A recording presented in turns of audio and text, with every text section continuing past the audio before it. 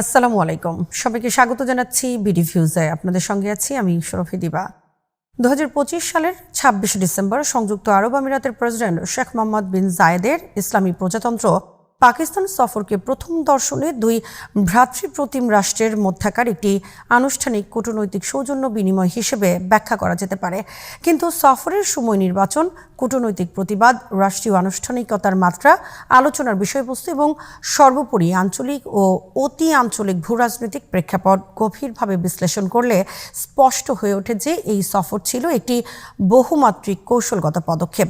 এটি একই সঙ্গে অর্থনৈতিক, নিরাপত্তাগত, ভূরাজনৈতিক ও প্রতীকী স্তরকে ধারণ করে এবং এমন এক সময় সংঘটিত হয়েছে যখন মধ্যপ্রাচ্য ও দক্ষিণ এশিয়া উভয় অঞ্চলই কাঠামোগত রূপান্তরের মধ্য দিয়ে অগ্রসর হচ্ছে। এই সফরের তাৎপর্য আরও বেড়ে যায় এই কারণে যে এটি শেখ মোহাম্মদ বিন জায়েদের রাষ্ট্রপতি হিসেবে দায়িত্ব গ্রহণের পর পাকিস্তানের প্রথম সরকারি সফর।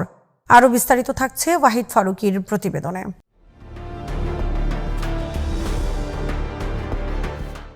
আন্তর্জাতিক কূটনীতির পরিভাষায় কোনো রাষ্ট্রপ্রধানের প্রথম সফর সবসময় রাজনৈতিক অগ্রাধিকারের প্রতিফলন হিসেবে বিবেচিত হয়। পাকিস্তানকে এই প্রথম সফরের গন্তব্য হিসেবে নির্বাচন করে আবুধাবি স্পষ্টভাবে জানিয়ে দিয়েছে যে তারা ইসলামাবাদকে কেবল ঐতিহাসিক মিত্র বা শ্রমবাজার নির্ভর অংশীদার হিসেবে নয়, বরং একটি গুরুত্বপূর্ণ কৌশলগত সংযোগ কেন্দ্র হিসেবে দেখছে, যা পারস্য উপসাগর, দক্ষিণ এশিয়া, চীন এবং উদীয়মান বাণিজ্য ও অবকাঠামোগত করিডোরগুলোর মধ্যে সেতু বন্ধনের ভূমিকা পালন করতে সক্ষম।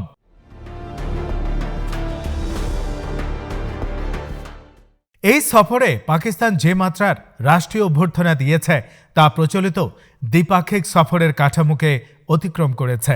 পাকিস্তানের আকাশসীমায় প্রবেশের সময় JF-17 যুদ্ধ বিমানের স্কট, 21 বার তোপধ্বনি, প্রধানমন্ত্রী ও পররাষ্ট্রমন্ত্রীর পাশাপাশি সেনা প্রধানের সরাসরি উপস্থিতি এবং ইসলামাবাদে স্থানীয় ছুটি ঘোষণা, এসবই গভীর কূটনৈতিক তাৎপর্য বহন করে। আন্তর্জাতিক সম্পর্কের ভাষায় এই ধরনের উচ্চমাত্রার আনুষ্ঠানিকতা সাধারণত তখনই প্রয়োগ করা হয় যখন কোনো রাষ্ট্র একটি সম্পর্ককে কৌশলগতভাবে বিশেষ গুরুত্ব দিতে চায় অথবা তৃতীয় পক্ষের উদ্দেশ্যে সুস্পষ্ট কিন্তু পরোক্ষ বার্তা প্রেরণ করতে চায়।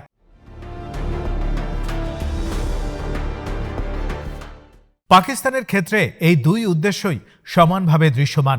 একদিকে দীর্ঘদিনের অর্থনৈতিক সংকট, বৈদেশিক ঋণের চাপ, IMF নির্ভরতা এবং বৈশ্বিক ও আঞ্চলিক শক্তিগুলোর প্রভাব বিস্তারের প্রতিযোগিতার মধ্যে ইসলামাবাদ UAE-কে একটি নির্ভরযোগ্য, বিশেষ ও পৃথক কৌশলগত অংশীদার হিসেবে তুলে ধরতে চাইছে।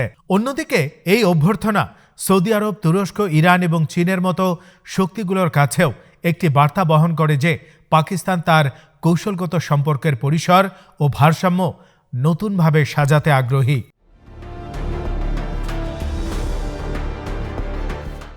এই সফরের সময় নির্বাচন নিজেই বিশেষ তাৎপর্যপূর্ণ। গত এক দশকে সংযুক্ত আরব আমিরাতের পররাষ্ট্রনীতি একটি মৌলিক রূপান্তরের মধ্য দিয়ে গেছে। ইয়েমেন ও লিবিয়ার মতো উচ্চ ঝুঁকিপূর্ণ সামরিক হস্তক্ষেপ থেকে ধীরে ধীরে সরে এসে আবুধাবি এখন অর্থনৈতিক কূটনীতি, ঝুঁকি ব্যবস্থাপনা এবং বিনিয়োগের মাধ্যমে প্রভাব বিস্তারের দিকে মনোনিবেশ করেছে। তবে এই পরিবর্তনকে হার্ড পাওয়ার থেকে সম্পূর্ণ সরে আসা হিসেবে দেখা সঠিক হবে না, বরং এটি হার্ড ও সফট পাওয়ারের একটি হিসেবি সমন্বয়, যেখানে সামরিক সক্ষমতা একটি ব্যাকআপ উপাদান হিসেবে রয়ে গেছে, কিন্তু দৃশ্যমান স্তরে অগ্রাধিকার পাচ্ছে অর্থনৈতিক প্রভাব, অবকাঠামোগত উপস্থিতি এবং কূটনৈতিক নেটওয়ার্ক। এই নতুন কৌশলগত কাঠামোর মধ্যে পাকিস্তানের গুরুত্ব স্বাভাবিকভাবেই বৃদ্ধি পেয়েছে। সংখ্যাগত দিক থেকে বিশ্বের অন্যতম বৃহৎ দেশ, পারমাণবিক শক্তিধর রাষ্ট্র এবং মুসলিম বিশ্বের অন্যতম সুসংগঠিত ও প্রভাবশালী সামরিক বাহিনীর অধিকারী হওয়ায় পাকিস্তান UAE-র নিরাপত্তা ও ভূরাজনৈতিক হিসাব নিকাশে একটি কেন্দ্রীয় স্থান দখল করে আছে।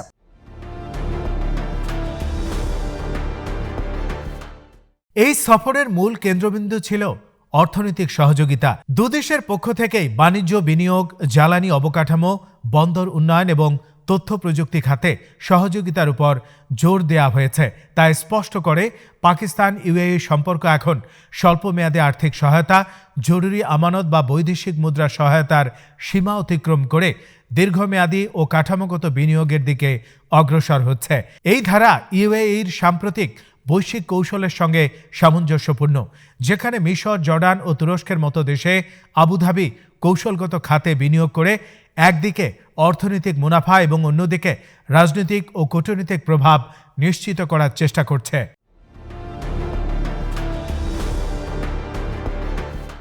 পাকিস্তানের ক্ষেত্রে এই মডেল বিশেষ গুরুত্ব বহন করে, কারণ 2025 সালেও দেশটি উচ্চ বৈদেশিক ঋণ, স্থায়ী বাণিজ্য ঘাটতি, বৈদেশিক মুদ্রার সংকট এবং বিদেশি বিনিয়োগের ঘাটতির মুখোমুখি। ইউএইর মতো একটি রাষ্ট্র যার সিদ্ধান্ত গ্রহণ কাঠামো কেন্দ্রীভূত, আর্থিক সক্ষমতা বিপুল এবং প্রশাসনিক নমনীয়তা তুলনামূলকভাবে বেশি, পাকিস্তানের জন্য একটি অত্যন্ত কার্যকর ও আকর্ষণীয় অংশীদার হিসেবে বিবেচিত হচ্ছে। এই সফরের নিরাপত্তাগত মাত্রা তুলনামূলকভাবে কম দৃশ্যমান হলেও তা কম গুরুত্বপূর্ণ নয়।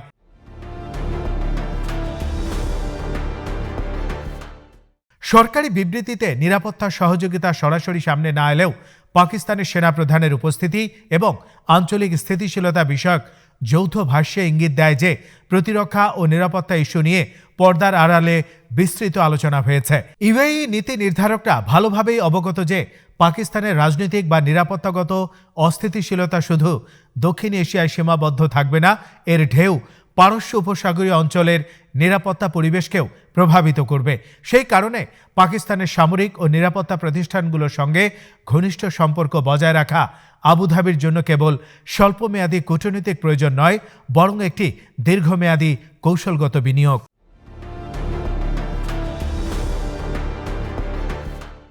এই সফরকে আরও গভীরভাবে বোঝার জন্য আফ্রিকায় ইউএইর সাম্প্রতিক ভূমিকার দিকেও দৃষ্টি দেওয়া প্রয়োজন। সাম্প্রতিক বছরগুলোতে সুদানের সংঘাতে ইউএইর ভূমিকা, বিশেষ করে র্যাপিড সাপোর্ট ফোর্সেসের সঙ্গে সংশ্লিষ্টতার অভিযোগ আঞ্চলিক ও আন্তর্জাতিক পর্যায়ে দেশটির ভাবমূর্তি নিয়ে প্রশ্ন তুলেছে। একই সঙ্গে সোমালিয়া, সোমালিল্যান্ডের বেরবেরা বন্দর এবং ইরিত্রিয়ায় ইউএইর সক্রিয় উপস্থিতি দেশটিকে একটি দৃঢ় ও কখনো কখনো আক্রমণাত্মক নিরাপত্তা অভিনেতা হিসেবে চিহ্নিত করেছে। এই প্রেক্ষাপটে পাকিস্তানের মতো একটি গুরুত্বপূর্ণ মুসলিম রাষ্ট্রের সঙ্গে সম্পর্ক জোরদার করা ইউএইর জন্য তার আন্তর্জাতিক ভাবমূর্তি পুনর্গঠনের একটি কৌশলগত উপায় হিসেবেও কাজ করছে, যেখানে অর্থনৈতিক উন্নয়ন ও স্থিতিশীলতার বয়ান সামনে আনা হচ্ছে, যদিও হার্ড পাওয়ারের সক্ষমতা পর্দার আড়ালে অক্ষুণ্ণ থাকছে।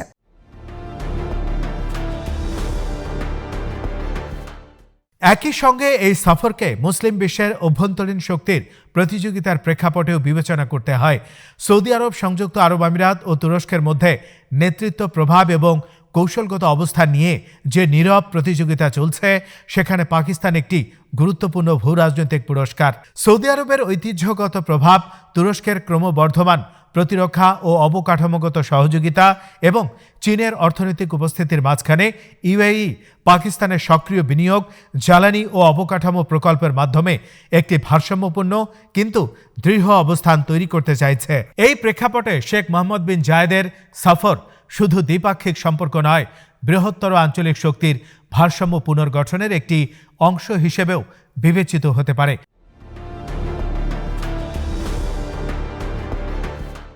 সবশেষে বলা যায়, শেখ মোহাম্মদ বিন জায়েদ আল নাহিয়ান পাকিস্তান সফর কোনো বিচ্ছিন্ন কূটনৈতিক ঘটনা নয়, এটি একটি বৃহত্তর কৌশলগত রূপরেখার অংশ, যার মাধ্যমে সংযুক্ত আরব আমিরাত নিজেকে কেবল একটি ধনী উপসাগরীয় রাষ্ট্র হিসেবে নয়, বরং পারস্য উপসাগর, আফ্রিকা ও দক্ষিণ এশিয়া জুড়ে বিস্তৃত অর্থনৈতিক, নিরাপত্তাগত ও ভূ রাজনৈতিক সংযোগের স্থপতি হিসেবে প্রতিষ্ঠিত করতে চায়।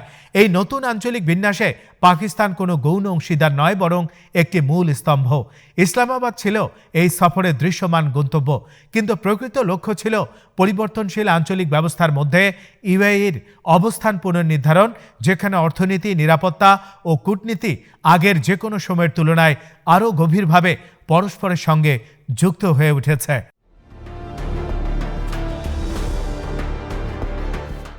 আজ এখানেই শেষ করছি। সবাই ভালো থাকুন, সুস্থ থাকুন আর দেখতে থাকুন বিডি ভিউজ। চ্যানেলটি ভালো লাগলে সাবস্ক্রাইব করুন, সংযুক্ত থাকুন আমাদের ফেসবুক পেজে। আল্লাহ হাফেজ।